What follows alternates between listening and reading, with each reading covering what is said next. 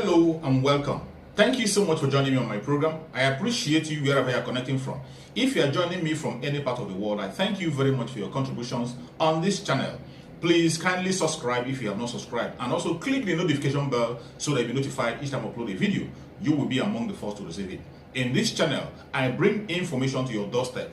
I bring news from all channels, from every angle. Things that have to do about the world, things that have to do about Africa, more especially Nigeria. I bring it to your doorstep, some information that you ignore, some information that you cannot be able to come across. I look for them, I bring it to your doorstep for you to see.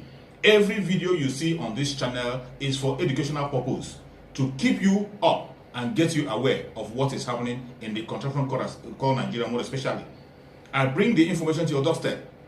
They are not lies. Most of the videos you're going to watch here are videos that are coming from the conventional media, and some of us sometimes are lazy to get into it. Some of us sometimes are too busy to be able to lay our hand on this. That is why I bring the videos to your doorstep. Watch from beginning to the end. Remember, these videos are for educational purposes, so that you can be educated and know what is going on. Let us watch together. At the end, you can go to the comment section and put down your comment. Give your opinion. Say it the way you feel it. Nobody's going to come against you. It's a free world, and this is the social media where people say it and set the record straight exactly the way it is without being controlled. Do that on the comment section. Let us watch the video together as it comes. Thank you. Alright guys, Rufai has reacted over the arrest of the former DG of Labour Party, Dr. Kube, who was arrested at the airport yesterday when he was trying to go for his medical checkup in London. Guys, this is really unacceptable because they are doing all these things because this man is a former DG of Peter Obi and Obedient Movement. We know people who are behind this. They will leave people who has case to answer in US, those who has case to answer in Nigeria, and be arresting someone who did not do anything. What did you do? And hear what Rufai has to say, guys. So the Economic and Financial Crimes Commission will remove the former Director General of the Labour Party Presidential Campaign Council, Doyin Okupe, from its watch list following his arrest in Lagos. Okupe was arrested and then released by the Department of State Services at the Murtala Mohammed International Airport. He has reportedly been on the EFCC's watch list for 6 years. The DSS cited his cooperation with the EFCC as the reason for Okupe's arrest. In December, Okupe was sentenced to 2.5 years in prison for breaching the Money Laundering Act.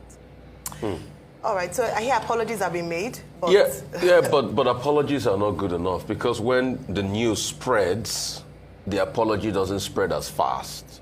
So it's also incumbent on the right authorities to make the apologies public, not just somebody making the apologies in silos. What was the issue? Mr. Doyin Okupe was going abroad for his medical checkup. He was stopped by the DSS. The DSS issued an alert. The story went viral that it was intercepted. They handed him over to EFCC. They said, oh, we're sorry that you've been on the watch list for over 6 years for something that has been largely cleared, and the watch list was not updated. Since December 19th. Yeah, and that led to this embarrassment. So now they're just saying they'll update the watch list. What structural incompetence is that? What structural incompetence is that? And you do that at the expense of people. You damage their names because you can't update your systems. And you're the quickest to share this story. And that's why I said the apology didn't go far enough, because the apology was just made in silo. Was even an apology made in the first place? Was it a public apology? Because the tweet by Doyin Okupe just said it was just somebody within, I think one of the officers that said we apologize. No. There has to be an institutional apology. Let's learn to do things right. If the man has been cleared off the watch list, why don't you put him off the watch list? And how many more people have their cases been decided and are still on the watch list? Because when this floats around, there's an embarrassment. And you can't take back the effect on the personality of the person. There are a lot of people that have been put on watch list, they've been taken off, and arrests were made, again, based on the fact that they were on the watch list, and it's tainted their character and their image. So things should be done properly.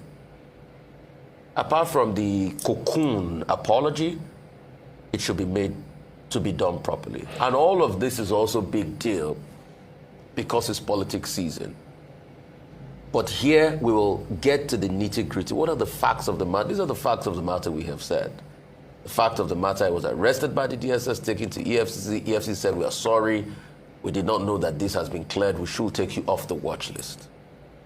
That's the fact of the matter. Because we've seen a lot of political spin to it. And that's why we say, see, rather than political spin this season, let us dwell on the issues. It's a time of a lot of political spin. That's the way politics work anyway. But can we have a new set of thinking of politics where we can talk about things that will grow our nation? Because we fail to realize that 2023 elections is a fight for the soul of Nigeria. If Nigeria will continue its abyss of hopelessness, your vote will determine that. And if it will be redeemed with renewal of hope, your vote will determine that. And if it will be a better day for our country, it is you that will determine that. No other person will fix your country for you. So let's focus on the main important issues this campaign season. So I think we've cleared that. Yes, we've cleared that. Thank you. I mean, not... In respect of Peter Obi, how he has been the only figure in the mind of common Nigeria. Among all the major candidates that we see that they are up to 3, we have the APC, we have the PDP, we have the Labour Party. Beyond that, if judging from the depth of our conscience, Peter Obi is the only man that the common Nigeria will say, I will go out there and queue in the sun. But looking at it philosophically and historical background, on me, I'm seeing this election just like the view people are having that it's only rigging. I'm seeing it to be an election of former election in respect of this Yoruba man that was denied Abiola. A lot of persons are referring to that level. But beyond that, I want to let you know that Nigeria is not Nigeria of 1999. Nigeria is not Nigeria of 2003. Nigeria is not Nigeria of 2007. Nigeria is not Nigeria of 2011. Nigeria is not Nigeria of 2015. Nigeria is not Nigeria of 2019. As it stands now, the youth are out to go for it. The only thing that is serving as a threat on the youth side is at the point of NSAS, when a citizen of this country is handling a flag, protesting. A man that wears government uniform release bullet on him. That is national law, and nothing was done about it. But I must tell you, just like we say, the God of the people, the voice of the people is the voice of God. The God that we serve, see from the depth of our heart that the candidate we need is a Peter Obi. The rest will give us the money. I must tell you, if you give me 1 billion to vote for you, I will demand more. I will collect it. But the day of the voting, I know my real candidate. And a lot of Nigeria has been exposed to this view that collecting money from the candidate that give you, that try to persuade you to vote for him, does not give him the right to force you to vote. Such money is our money. So as it stands now, in all ramifications, I must say, I will speak in God background, that God has already chosen his candidate, and if you ask me, I will say it's Peter Obi. Fairness demands that 8 years of Buhari as the head of state, power should shift to southern part of Nigeria. Are you with me? Okay, that's fairness. Now, in the south, we have 2 prominent contestants. That's Tinubu from the southwest and Obi from the southeast. I guess life has to do with experiment. Over a long time, we had always practiced what they call government of all men. Okay, and the fact was, as at then, people had always assumed that once you are old or very old, then you have all it takes in terms of wisdom and so on and so forth.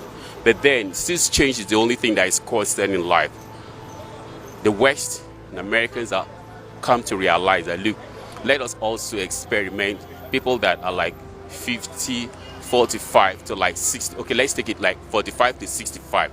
No longer people that are like 70 upward. And when they tried, they realized that these people actually did things much more than the old men that they had always relied on. I very much want to believe that the Nigerian electoral system has come a long way. It has come a long way through a long period and process of metamorphosis, whereby it will become very difficult in 2023 for us to go the old way again, using the old order again of election rigging. Anybody who wants to win election should go down to the grassroots, canvass for support from the electorate. And if the beavers technology and system that INEC has informed us that they want to deploy for the 2023 election is actually used, then whoever wins will be someone who would have come through the ballot box as from the wishes of the people, not through rigging. By me looking, I see that P2B will win because his former work, you understand, he did well in Anambra State, and believing that if he come to power, he will do well again in this country. Obi is actually capturing the mind of so many youths.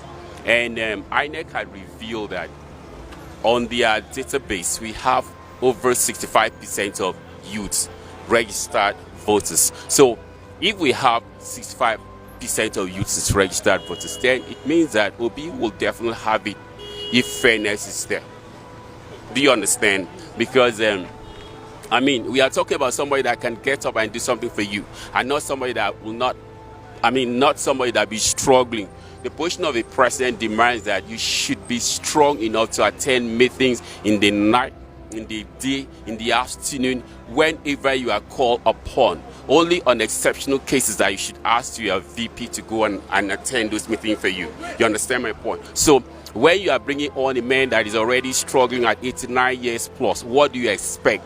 Do you want Nigeria to go back and experience what we had experienced before? It is not the best of it. So what I'm trying to say is that let us actually give it to a man that has the strength to do things for us. Because if you go to employment market, they are always emphasizing that when you are 25 to 35, you stand a good chance to get a job. So if people at that age bracket is being favored at the job market, why can't we also do the same thing with people when it comes to political positions? Yeah, like now, as it is now, we are not looking of the party where you come from, all this thing, but we believe person that will move this country further.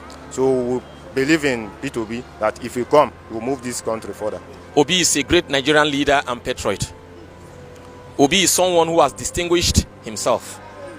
And like others too, he is someone who is eminently qualified to be the president of Nigeria in 2023.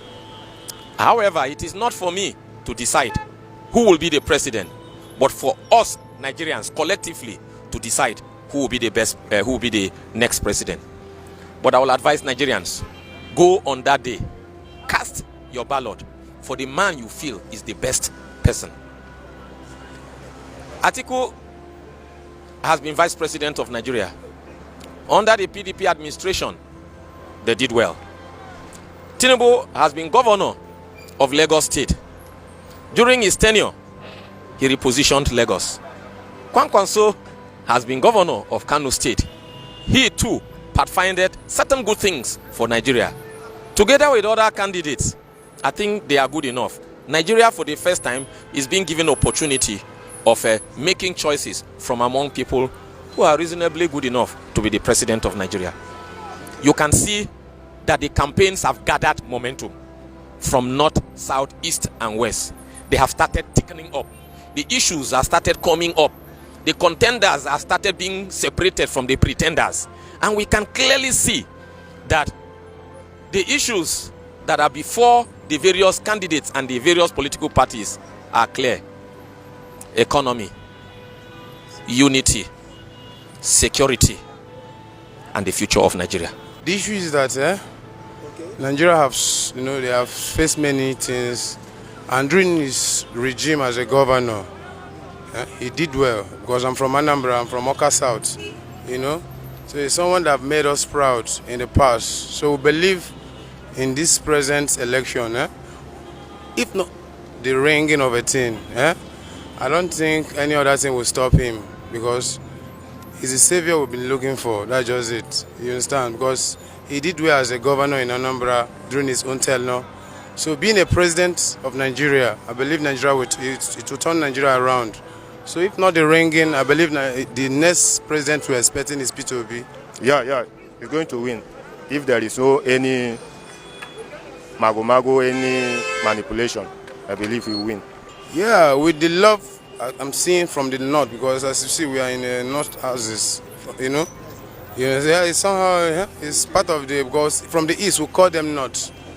Forget about any other thing. So I've been to Kaduna, I saw the love they showed him, I've been to even the side like Kano.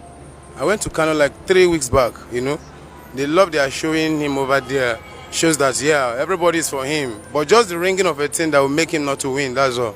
Peter Obi is the only hope Nigeria have for now. Two people contesting with him are old men, worn-out men. Nigeria is at the brink. Nigeria is at the precipice. So we need a young, vibrant man. And that young, vibrant man is not person than Peter Obi. Why am I saying so? Economically, he's an economist. He's grounded. Not that Peter Obi, just like my father say, or Olusegun Obasanjo, not that he's a saint, but he's the best. To take Nigeria out of the fry pan we are. Remember, Obasanjo said, Obasanjo said something, that under this administration, Nigeria went from fry pan to fire. It is obvious. You can see it. Before 2015, dollar was trading at the rate of 160, 180 to a dollar. Naira was trading, at the rate of 160, 180 to a dollar. But today it's 750 to a dollar. So you see, truly Nigeria is heading to Somalia under APC. And to head to Somalia, the more if you vote Emilio Ko. This Nigeria is not turn by turn. Nigeria is not Emilio Ko. Nigeria is no man pocket. Nigeria is a Nigeria project by the Nigerian youth. The Nigerian youth has spoken. We need a new bred Nigeria. We need the narrative need to change. And that changing of the narrative is by voting Peter Obi. It's not a tribal issue. It's not a religious issue. It's a movement issue. Are you getting me? Nigeria needs a vibrant leader. And that vibrant leader is only Peter Obi. It's not, as I say, I repeat again, it's not a religious issue. It's not a tribal issue. When you get to the market does not know if you're a Muslim or you're a Christian. The market does not know if you're a TV man or a data man. The market is the market. We all went to the same market together to buy something. And you can see the inflation. So, in a nutshell, Nigeria needs a fresh air. And that fresh air is nobody than Peter Obi. Thank you so much for watching. I hope you have been educated with this video. I hope you have learned something from the video you just watched. Please go to the comment section and put down your comments. Whatever you think about the video you have watched, or anything you have learned that you want to share together, go to the comment section and keep yourself busy. It's a free place where people share their opinion. And please, if you have not subscribed to this channel, kindly subscribe to the channel. Click the notification bell so that you'll be notified each time a video comes out. And also, share the video to your family and friends. Share it to all platforms so that people can get aware of what is happening in the world, mainly in the contraption called Nigeria. We have to keep people on their toe, keep people informed on what is going on. That is exactly what we are doing. Every video you are watching in this channel is for the purpose of education and nothing more. Thank you so much for watching, and remember, bye-bye. See you again.